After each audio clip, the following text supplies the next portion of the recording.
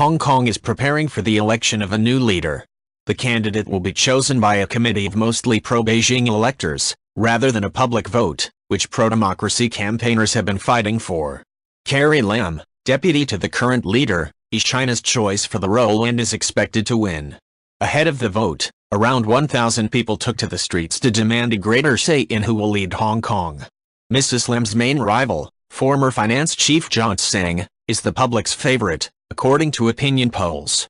The third candidate is retired Judge Woo Kwok-hing. Calls for fully free elections in the semi-autonomous region have failed, despite intense demonstrations, known as the umbrella protests, in 2014.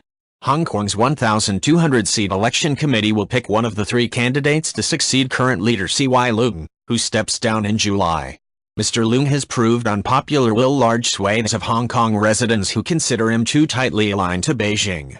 At the end of 2016, he made the unexpected announcement that he would not run again, citing family reasons.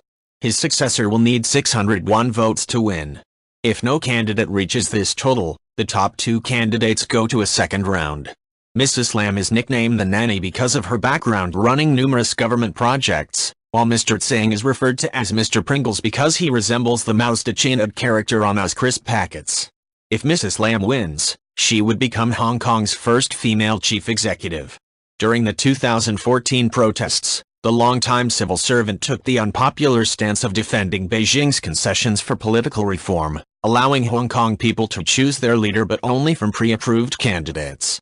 Hong Kong is governed under the principle of one country, two systems, under which China has agreed to give the region semi-autonomous status since its 1997 handover from Britain. Hong Kong's election committee includes 70 members of the Legislative Council, half of whom are directly elected.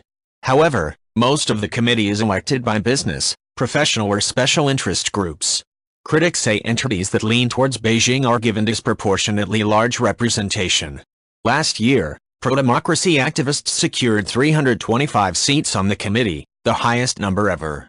However, this does not give them enough seats to determine who becomes the next chief executive. If you like this video, please leave a like and subscribe.